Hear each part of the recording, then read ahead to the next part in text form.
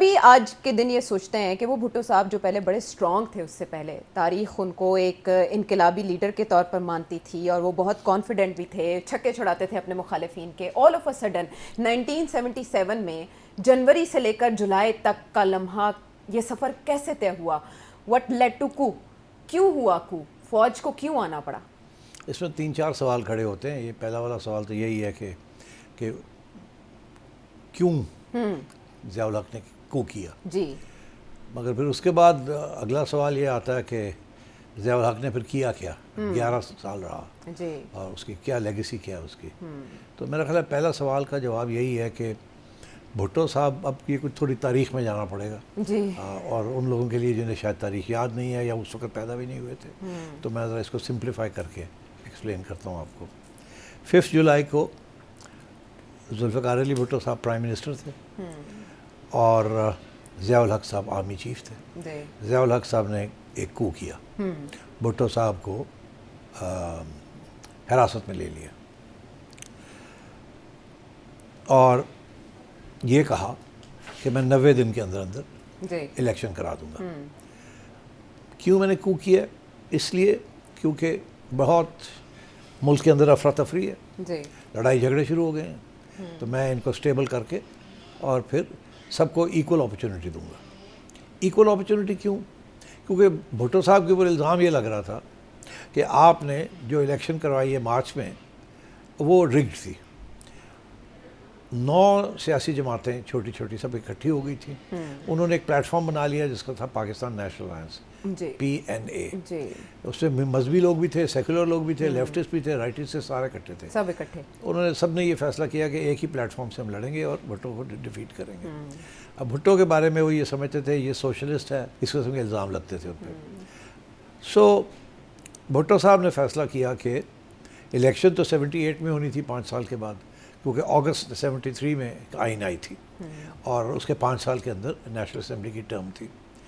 مگر بھٹو صاحب نے کہ اسیسمنٹ یہ تھی ان کی انٹیلیجنس ایجنسیوں کی کہ وہ بہت پاپولر ہیں وہ، اور جتنی جلدی الیکشن کرایا نئے 5 سال لے لیں آپ. اب 1 سال رہ گیا آپ کا، 1-1.5 سال رہ گیا، تو ابھی آپ الیکشن کرا لیں.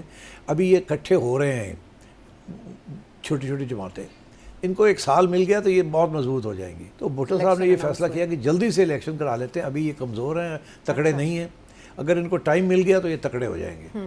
تو اس لیے انہوں نے سوچا کہ ابھی الیکشن کراتے ہیں. تو انہوں نے جنوری میں جیسی PNA بنی انہوں نے اناؤنس کر دیا کہ مارچ کے اندر الیکشن ہوگی، جنرل الیکشن. اس وقت ابھی پورے 4 سال بھی نہیں ہوئے تھے. PNA کی الیکشن لڑی. جیسی الیکشن لڑی تو PNA نے الزام لگا دیا کہ آپ نے بہت بڑے پیمانے پہ ریگنگ کی ہے. حالانکہ انٹرنیشنل آبزرورز اور سب کا یہی فیصلہ تھا کہ 20-30 سیٹس کے اوپر سے زیادہ نہیں ریگنگ ہوئی، بیکاز بھٹو صاحب چاہتے تھے کہ 2/3 میجورٹی ملے انہیں. وہ آئین جو بنائی ہوئی تھی خود اس کو امینڈ کرنا چاہ رہے تھے، اپنے آپ کو آل پاورفل بنانا چاہ رہے تھے. تو اس لیے انہوں نے 21 سیٹیں ریگنگ کر لی. تو PNA نے یہ فیصلہ کیا کہ ان کو نہیں ہم جینے دیں گے، اور ہر روز ڈیمونسٹریشن شروع ہو گئے. اچھا، اور پھر ایک ایسی سٹیج آئی کہ ڈیڈ لاک ہو گیا. بھٹو صاحب نے PNA کو بلایا، آئے بات کرتے ہیں، آپ پھر سے الیکشن کرا لیں. پہلے بھٹو صاحب نے یہ کہا کہ وہ جو 20-25 سیٹس جس کے اوپر آپ نے نشاندہی کی ہے چلو وہاں پھر سے الیکشن کرا لیتے ہیں. PNA نے نہیں مانا. PNA کہہ رہی تھی کہ نئے الیکشن کرائے آپ. بھٹو صاحب کافی عرصے تک نہیں مان رہے تھے بات کو، اور PNA کی ڈیمونسٹریشنز جاری تھی. ہر روز کراچی، لاہور، پشاور، ہر جگہ پہ بہت بڑے بڑے ڈیمونسٹریشنز شروع ہو گئی. اچھا، بھٹو صاحب کا یہ کہنا تھا کہ اس کے پیچھے امریکہ کا ہاتھ ہے. جی، وہ کہہ رہے تھے بوریوں کے منہ کھول دیے گئے ہیں، پیسے بانٹے گئے ہیں. ہاں، ان کا یہ تھا. ان کا وجہ، اس کی وجہ یہ تھی کہ بھٹو صاحب نے جو فارن پالیسی اختیار کی تھی وہ اس کے 2 پہلو تھے. ایک یہ تھا کہ پاکستان نے نیوکلیر بم بنانا ہے، جو کہ امریکہ کو بالکل منظور نہیں تھا. دوسرا یہ تھا کہ ہم انڈیپینڈنٹ تھرڈ پارٹی رہیں گے. ہم نہ امریکہ کے الائنس ہوں گے نہ روس کے ہوں گے، ہم انڈیپینڈنٹ ہوں گے. اور اس میں انہوں نے اسلامک بلاک بنانے کی کوشش کی تھی، جو اسی وجہ سے لاہور شہر کے اندر ایک بہت بڑی اسلامک کانفرنس ہوئی. ورلڈ لیڈرز، مسلم لیڈرز آئے تو بھٹو، تو امریکہ بڑا 1974 میں. ہاں، اور بائی دا وے ایک 1975 میں ایک CIA کی کیبل بھی ہے جی جو کہ اس وقت کے جو سفیر تھے انہوں نے کیبل بھیجی تھی اپنے کہ بھٹو جو ہے وہ بہت ان پاپولر ہوتا جا رہا ہے اور گڑبڑ کر رہا ہے. اس سے لوگوں نے یہ اشارہ سوچا کہ یہ مطلب اس کا ہے کہ بھٹو کی چھٹی کرائی جائے. سائرس وانس مومنٹ کہتے ہیں جس کو. ہاں وانس, اس وقت I think he was secretary of state. Right. اچھا تو اینی وے تو یہ ہوا. پھر احتجاج شروع ہو گیا بہت لمبے پیمانے پر. ہر روز 4-5 لوگ مرتے تھے. پولیس فائرنگ ہوتی تھی, جلسے جلوس نکلتے تھے. اور پھر ایک دن مذاکرات ہو رہے تھے اور بھٹو صاحب بات مان گئے PNA کی کہ ایک نئے الیکشن کراتے ہیں. وہ آخری میٹنگ میں تھی کہ جی ٹھیک ہے اب شیڈیول بناتے ہیں. اچھا. وہ آخری میٹنگ نہ ہوئی. ضیاء الحق نے اس سے پہلے ہی کو کر دیا. ابھی تک یہ کہتے ہیں لوگ کہ اگر ضیاء کو نہ کرتا تو PNA کی اور پیپلز پارٹی کی اتفاق ہو جانا تھا ایک نئی الیکشن کے اوپر. تو وہ ڈن ہو گیا تھا. تو اور ضیاء الحق نے سوچا یہ ڈن ہو گیا, یہ تو گڑبڑ ہو جائے گی, ابھی نکالو اس کو.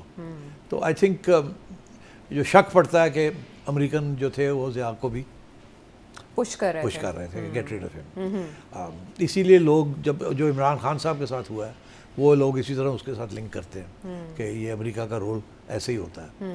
اچھا اب بات یہ ہے کہ بھٹو صاحب کو حراست میں لے لیا. ضیاء الحق صاحب نے اناؤنس کیا کہ جی 90 دن کے اندر اندر ہم الیکشن میں کراؤں گا اور فیئر اینڈ نیوٹرل الیکشن ہوگی. PNA کو بھی سہولت ملے گی, پیپلز پارٹی کو بھی ملے گی, سب ٹھیک ہو جائے گا.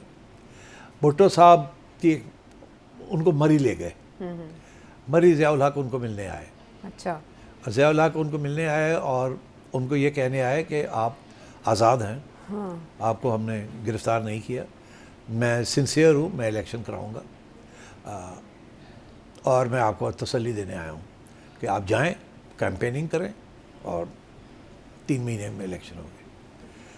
وہ ایک بڑی فیمس تصویر ہے, بھٹو صاحب بیٹھے ہوئے ہیں اور ضیاء الحق بیٹھا ہوا ہے اور ضیاء الحق ایسے کر کے بیٹھا ہوا ہے اور بھٹو صاحب ایسے کر کے بیٹھے ہوئے ہیں. اس کے بعد کیا ہوا کہ بھٹو صاحب لڑکانہ چلے گئے.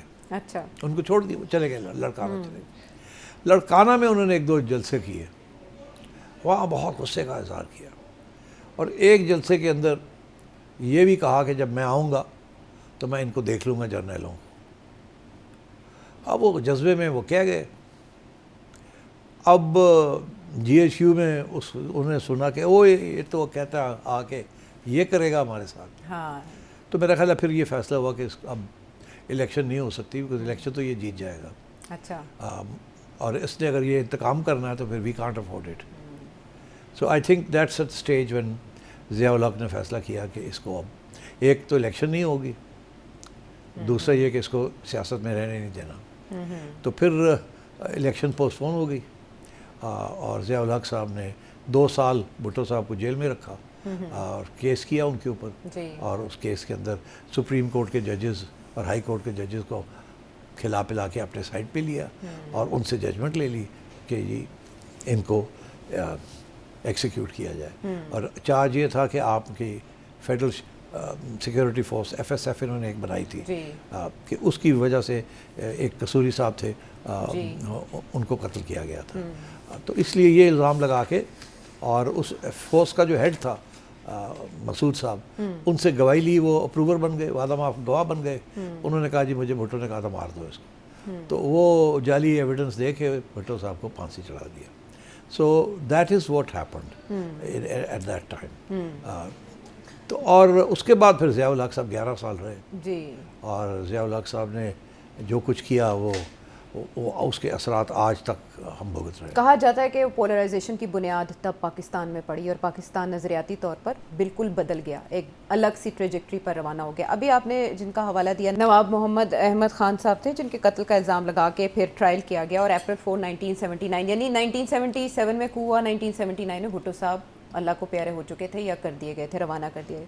تو سیٹھی صاحب فور 11 ایئرس وہ رہے اقتدار میں, جو 90 دن میں الیکشنز کا وعدہ کر کے آئے تھے. تو کس طرح سے انہوں نے انتخابات کو آگے دھکیلا, آگے لے کر گئے اور 11 سال تک حکمران رہے, کیا کرتے رہے سر سے؟ مارشل لاء تھا پاکستان. تو پولیٹیکل پارٹیز ریسو جنہوں 9 ستارہ اتحاد بنا کے وہ سب مل گئے جو ضیاء الحق کے ساتھ, اور انہوں نے وزارتیں لے لی اور جو اس وقت کی جو نیشنل اسمبلی تھی وہ تو فارغ ہو چکی تھی، نئی نیشنل اسمبلی انہوں نے بنا کے اور اپنے لوگ ٹھوس دیے اس کے اندر اور چلایا، کام چلا لیا. اچھا، آپ بھی ظاہر ہے تب بھی کرٹیکلی سارے حالات کو دیکھ رہے تھے، لیکن کہاں سے دیکھ رہے تھے وہ اپنی جگہ پر بڑا اہم سوال ہے. مجھے آپ سے یہ جاننا ہے کہ بھٹو صاحب اپنی کتاب اف آئی ایم اسیسینیٹڈ میں لکھتے ہیں کہ انہیں 3 آپشنز دیے گئے تھے. ایک یہ کہ وہ نیوکلیئر پروسیسنگ کو بھول جائیں، دوسرا وہ انتخابات ملتوی کر دیں، اور تیسرا انتخابات کے بعد نتائج کے لیے، سنگین نتائج کے لیے تیار ہو جائیں. سو آپ یہ سب وٹنس کر رہے تھے. وٹ ڈو یو تھنک کہ اصل محرک کیا تھا ان سارے حالات اور معاملات کے بگڑنے کا؟ دیکھیے، میں ابھی آج تک یہی سوچتا ہوں کہ بھٹو صاحب نے اتنی ان میں غصہ تھا اور اتنا ایروگنس تھی کہ ان کا خیال تھا کہ کیونکہ میں پاپولر ہوں عوام کے اندر تو میں فوج کے ساتھ ٹکر لے سکتا ہوں. اور انہوں نے اپنے جو خیالات تھے اس کو چھپانے کی بھی کوشش نہیں کی. اور بیکاز وہ یہ سمجھتے تھے کہ پاکستان کی شکست ہو چکی ہے. اچھا، اس کو میں نے پھر سے بنایا ہے. تو بھٹو صاحب نے فوج کو ری بلڈ کیا. اور یہی تو وہ کہتے ہیں آئرنی ہے کہ جس فوج کو بھٹو صاحب نے ری بلڈ کیا، جس کے لیے وہ ہتھیار لے رہے تھے اور جس کو وہ تکڑا کر رہے تھے، اسی فوج کے سربراہ اس وقت ضیاء الحق صاحب نے ان کو پھانسی چڑھا دیا. اور انٹرسٹنگ بات یہ ہے کہ سفارشیں بھی آئی تھی ضیاء الحق کو کہ اس کو آپ پھانسی وانسی نہ جی، ورلڈ لیڈرز کی بھی آئی تھی. مگر ضیاء الحق کو ایک بات کی سمجھ آ گئی تھی جو کہ آج بھی ریلیونٹ ہے، اسی لیے یہ بات کرنی ضروری ہے. ضیاء الحق کو ایک بات سمجھ آ گئی تھی، یہ تھی کہ یا بھٹو ہے یا میں ہوں. کہا جاتا تھا قبر ایک ہے اور بندے 2. تو یہ باتیں پھر بھی ہم سنتے آ رہے ہیں نا، بس یہیں بس کر دیں. تو اس لیے آئی تھنک بھٹو صاحب سے غلطی یہ ہوئی کہ جب ان کو رہا کر دیا گیا، وہ اگر اس وقت آ کے اسٹریٹ فارورڈ سی الیکشن لڑ لیتے تو شاید معاملہ آگے چلتا. مگر انہوں نے تو دھمکیاں دینی شروع کر دی تھی کہ میں آؤں گا تو میں یہ کر دوں گا، میں وہ کر دوں گا. جس کی وجہ سے پھر آج بھی ہم سنتے ہیں عمران خان صاحب کس قسم کی بات کرتے ہیں، میں آؤں گا تو میں یہ کر دوں گا، میں وہ کر دوں گا.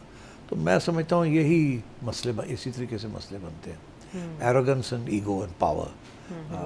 تو بھٹو صاحب شکار کرنے جا رہے تھے، شکار ہو گئے. بھٹو صاحب کے زمانے میں ساری اپوزیشن کو دبا کے رکھا ہوا تھا، مار کٹائی کی ہوئی تھی، جیلوں میں ڈالا ہوا تھا. کوئی آزادی نہیں تھی، میڈیا کی کچھ نہیں تھا، اور ایک قسم کے ڈیموکریٹک ڈکٹیٹر تھے. اچھا، اور اگر وہ الیکشن چل پڑتی تو 5 سال انہوں نے اور گزارنے تھے. پھر پاکستان کا نقشہ کیا ہوتا کیا نہ ہوتا، ڈیفیکلٹ سے.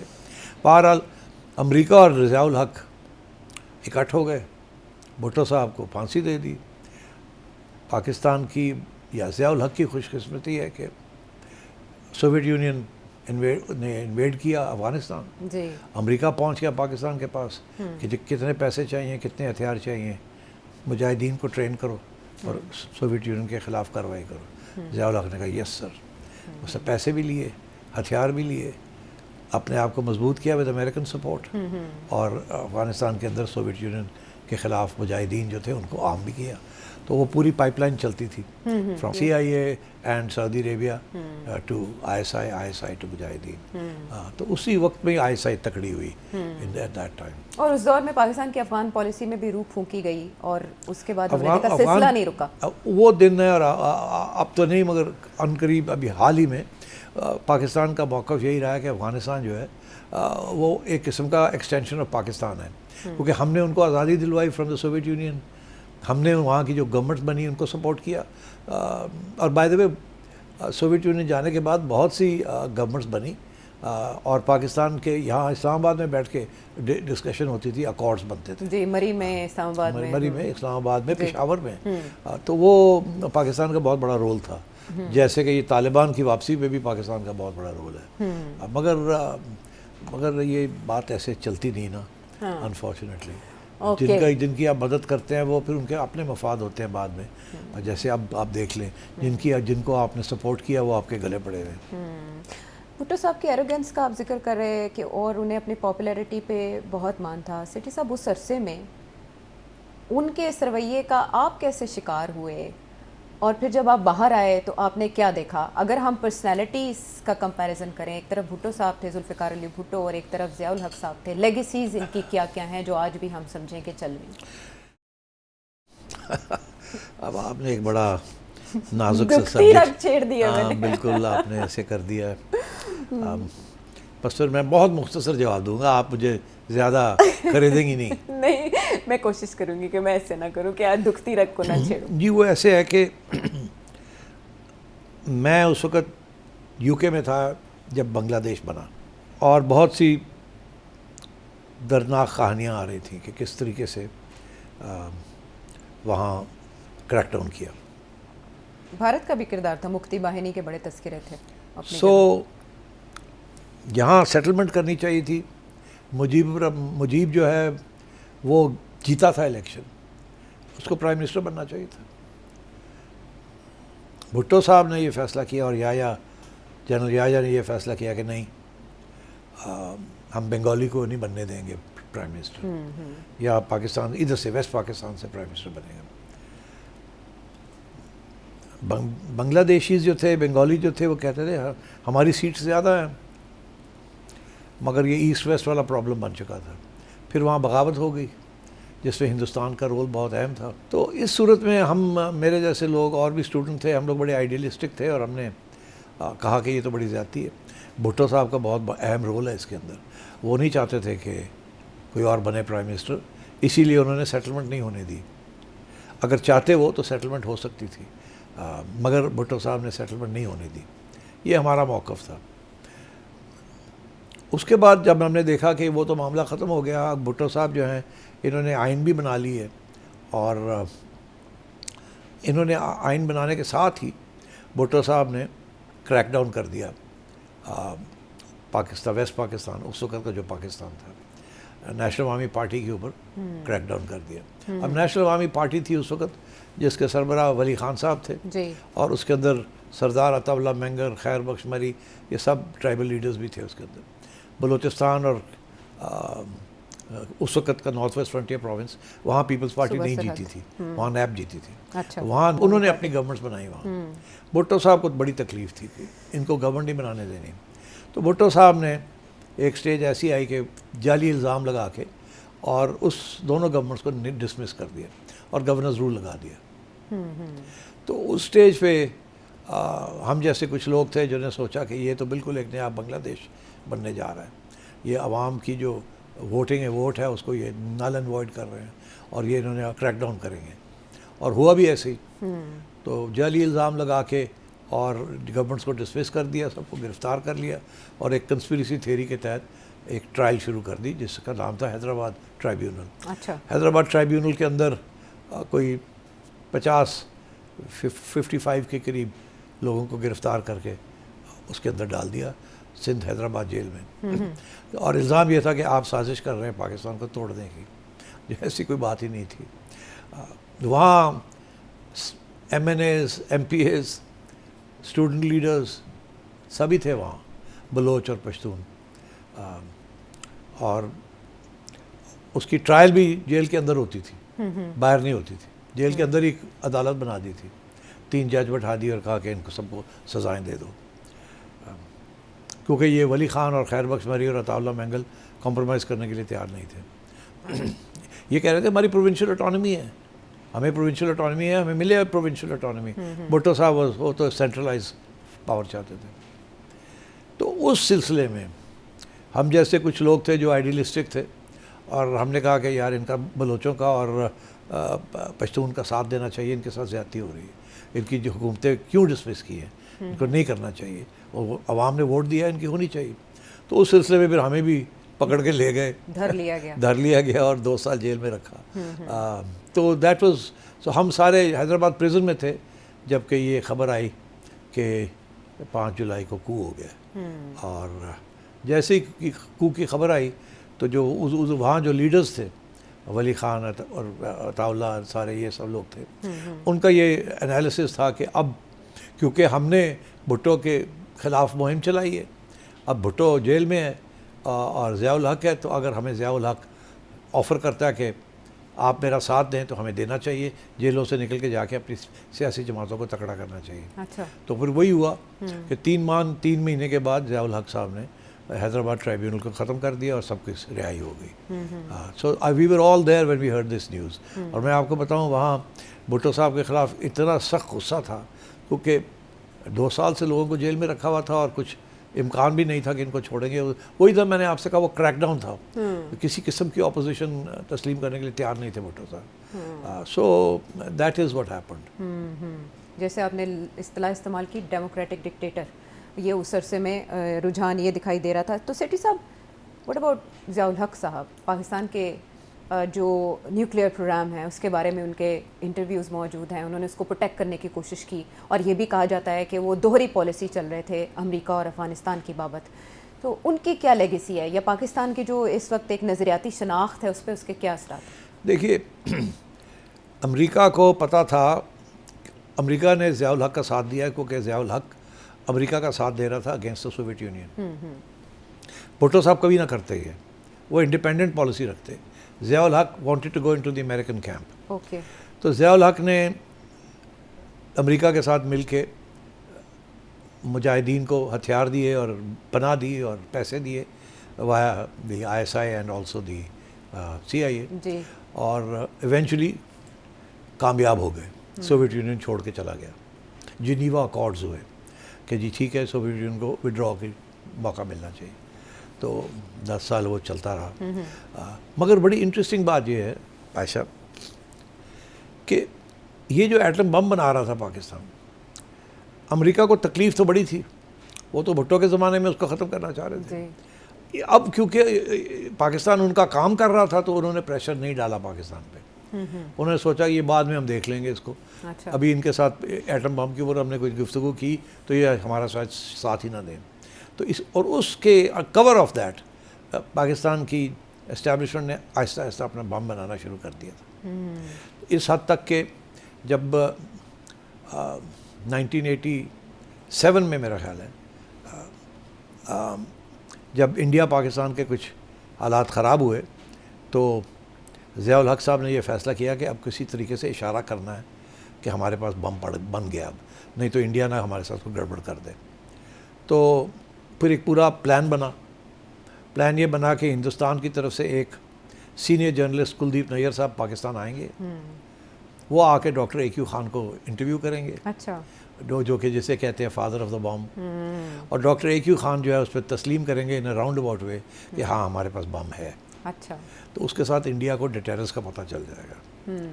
تو وہ پھر کلدیپ نیر صاحب آئے, ان کو وہ لے کے گئے ڈاکٹر AQ خان کے پاس. ڈاکٹر AQ خان نے بیان دے دیا, وہ تسلی پڑ گئی ہر جگہ سے کہ پاکستان کے پاس بم ہے.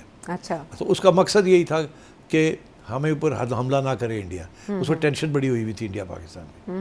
اور وہ پھر تو اس کے 2 سال کے بعد امریکہ نے یہ فیصلہ کیا کہ اب سوویت یونین, اب افغانستان سے سوویت یونین چلا گیا اور سوویت یونین ٹوٹ رہا ہے. 89-90 میں سوویت یونین ٹوٹ رہا تھا. تو اس وقت امریکنوں نے یہ فیصلہ کیا کہ اب ہمیں پاکستان کی ضرورت نہیں ہے, سوویت یونین فارغ ہے, ٹھیک, اب ہم فوکس کرتے ہیں پاکستان کے نیوکلیئر پروگرام کے اوپر. اور ضیاء الحق کو کہتے ہیں کہ اپنا بند کرو اس کو. تو میرا خیال ہے اس سلسلے میں جب کوشش کی امریکنوں نے, یہ دھمکی دی کہ جی بند کرو, اور یہاں سے جواب یہی دیا ہوگا کہ کیسے کریں, ہم تو ہماری ڈیفینس کے لیے ضرورت ہے. تو پھر میرا خیال ہے کچھ کہیں نہ کہیں کوئی فیصلہ ہوا ٹو ایلیمنیٹ ضیاء الحق. تو پہلے ضیاء کو استعمال کر کے ایلیمنیٹ بھٹو, جس نے بم بنا شروع کیا تھا, بیڑا اٹھایا اس نے, اور اس کو پھر ضیاء جس نے بم تیار کر لیا, دونوں کو فارغ کر دیا. تو سیٹھی صاحب اس سارے 11 سال کے عرصے میں پاکستان کتنا بدلا؟ اگر وہ 5 جولائی 1977 کو آئے اور 17 اگست 1988 تک رہے تو عروج کیسا اور زوال کیسا تھا؟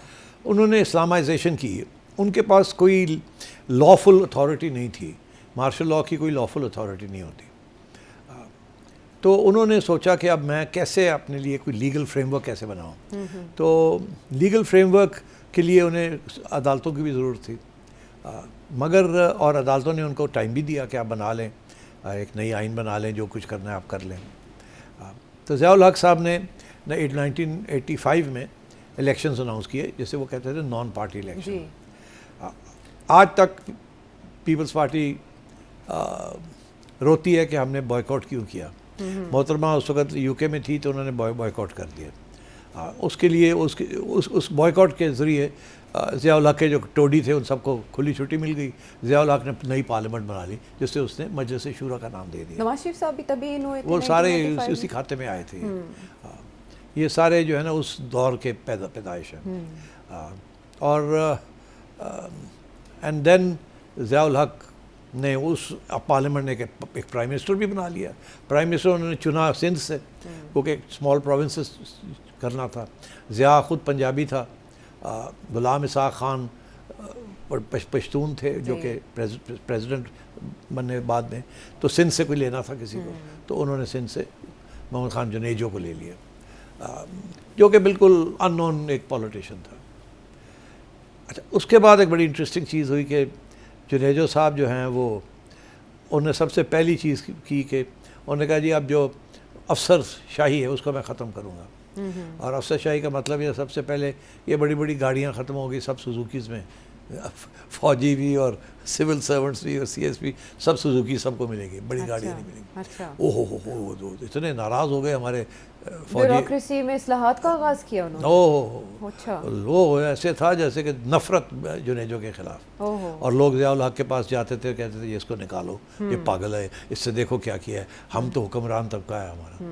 بہرحال جی وہ پھر یہ ہوا کہ ابھی باتیں ہی ہو رہی تھیں اور ابھی جنیجو صاحب کو آئے ہوئے تھوڑے عرصہ ہی ہوا تھا کہ اس پنڈی اور اسلام آباد کے درمیان ایک جگہ ہے جہاں جیسے اوجڑی کہتے ہیں, اوجڑی کیمپ سانحہ, وہاں ایک کیمپ تھا جس کے اندر بہت سے ایمونیشن سٹور کی گئی تھی.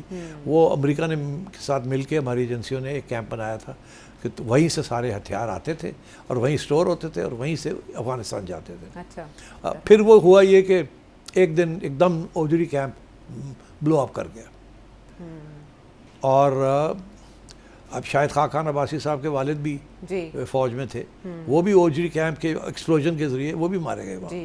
تو بہت بڑی ایکسپلوژنز ہوئی اور وہ سارا جو وہاں ایمونیشن پڑی ہوئی تھی وہ ساری اڑ گئی, تباہی ہوئی. اب یہ سوچا کہ یہ کیوں ہوا, کیسے ہوا, تو اس کے اندر بھی کچھ تھیوریاں ہیں. ایک تو یہ ہے کہ وہ سارا امریکہ نے ان کو کہا کہ اب ہم آڈٹ کریں گے جو ہتھیار آپ کو دیے, اب وہ ہم لے جائیں گے واپس. اچھا, کیونکہ اب تو آپ کو ضرورت نہیں ہے افغانستان میں, یہ تو ہمارے ہیں, CIA کے ہتھیار ہیں. جیسے وہ بلو اپ ہو گیا تو جنیجو صاحب نے کہا اس کی انکوائری ہوگی. اچھا, اور کہ یہ کیوں ہوا اور کیسے ہوا. تو اس کے اوپر ضیاء الحق نے کہا نہیں کوئی ضرورت نہیں انکوائری شائری کی, ہو گیا بس کوئی چپ کرو. جنیجو صاحب نے کہا نہیں میں تو کروں گا. تو ضیاء نے کہا کہ اس کو بھی نکالو. ضیاء صاحب نے ان کو چھٹی کرا دی. تو یہ تھا دس از واٹ ہیپن. اس کے بعد ضیاء صاحب وہی پھر ضیاء صاحب نے پھر 11 سال حکمرانی کی اور وہ بالکل جسے کہتے ہیں نا بڑی سخت ڈکٹیٹرشپ تھی. اور انہوں نے پھر اسلام کو زندہ کیا. انہوں نے ہر بات جو تھی کہا کہ میں تو اسلام کا واریر ہوں. جی, نظام مصطفیٰ کا نعرہ لگا, وہ سب کچھ کیا, حدود اور فلانے آرڈننس, یہ آرڈننس, وہ آرڈننس. مگر وہ بہت سی بے چینی تھی ان کے دور میں. تو بس پھر وہ دن آیا کہ ضیاء الحق صاحب بھی ایک جہاز میں کریش میں مارے گئے, اور آج تک لوگ کسی کو پتہ نہیں کیا ہوا کیا نہیں ہوا. مگر اگر آپ موٹیو دیکھیں کہ کس کو فائدہ کس کا نقصان, تو اس وقت تو کلیئرلی فائدہ اور نقصان امریکہ کا ہی تھا. جی, بیکاز وہ بم بن رہا تھا جی, اور مسئلے بن رہے تھے. ہاں, پاکستان میں ڈکٹیٹرشپ کے حوالے سے ہمیشہ شبہ ظاہر کیا جاتا ہے کہ اس کے پیچھے کہیں نہ کہیں امریکی ہاتھ اور اس کے مفادات تھے. سیٹھی صاحب, کہا جاتا ہے کہ کردار بدلتے ہیں کہانی وہی رہتی ہے. تب سے لے کر اب تک کے حالات میں ذرا سی آپ کو کوئی مماثلت کہیں دکھائی دیتی ہے یا سبھی کچھ ویسا ہے؟ نہیں, ہر چیز سے فرق ہوتا ہے, ہر چیز ایک جیسی تو نہیں ہوتی.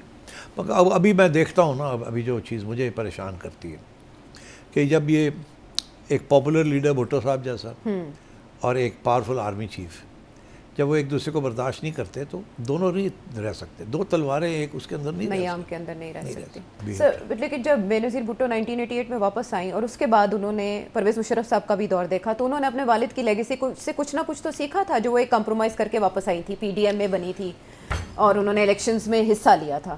بالکل محترمہ کمپرومائز کر کے واپس آئی تھی. ان کو کہا گیا تھا کہ آپ آ جائیں, الیکشن کروا دیتے ہیں, اگر آپ جیتیں گی تو آپ آ جائیں پرائم منسٹر. مگر آپ کو 2-3 چیزیں ابھی سے بتا دیں. ایک یہ ہے کہ نیوکلیر پروگرام آپ کے ہاتھ میں نہیں ہوگا, وہ ہمارے ہاتھ میں رہے گا. جی. نمبر 1. اور مطلب یہ فارن پالیسی. اچھا. نمبر 2 کہ انڈیا کے ساتھ کوئی امن شمن کی بات نہیں کرنی. یہ بھی بڑا کلیئر ہے. محترمہ نے آتے سار کچھ فیصلے کیے کہ راجیو گاندھی اس وقت انڈیا کے پرائم منسٹر تھے, تو یہاں سارک شارک کی کوئی میٹنگ شیٹنگ تھی, تو اس میں محترمہ اور راجیو ہٹ اٹ آف, اور باتیں شروع ہو گئی کہ جی کلچرل کمیونیکیشن, یہ وہ پیپل ٹو پیپل فلانا ڈنگڑا. تو وہ باتیں کچھ اسٹیبلشمنٹ کو پسند نہیں آئی اس وقت کی اسٹیبلشمنٹ کو. تو پھر انہوں نے دیکھا کہ یہ محترمہ تو ہماری بات نہیں مانتی. اس کو کہا بھی تھا کہ آپ نے پنگا نہیں لینا, یہ لگی ہوئی ہے ابھی بھی. اور تو پھر یہ فیصلہ ہوا کہ ان کو نکالیں, اور 1.5-2 سال کے اندر ایک سازش کے تحت محترمہ کو چھٹی کرا دی, اور نواز شریف صاحب کو لے آئے. تو اس کے بعد وہ بات پھر چلتی رہی. نواز شریف آئے, ان کو نکال دیا, بیکاز وہ بھی اس وقت کہہ رہے تھے کہ کچھ امن کی بات کرتے ہیں ان کو. تو یہ چیز چلتی رہی. یہ سائیکل ہے جو چلتا رہا, دائروں کا سفر. اور محترمہ کا یہ کال ہے کہ اگر ہم تاریخ سے نہیں سیکھتے تو تاریخ خود کو دہراتی رہتی ہے. بہرحال آج کے دن کی مناسبت سے ہم نے ڈسکس کیے وہ سارے پہلو جنہوں نے ان حالات کو جنم دیا, اور وہی حالات جو ہیں وہ آج پاکستان کا حال ہیں, اور اس میں کسی نہ کسی حد تک کردار ماضی کی ہماری ان سبھی باتوں کا ہے جن کے بارے میں آپ نے سیٹھی صاحب سے سنا.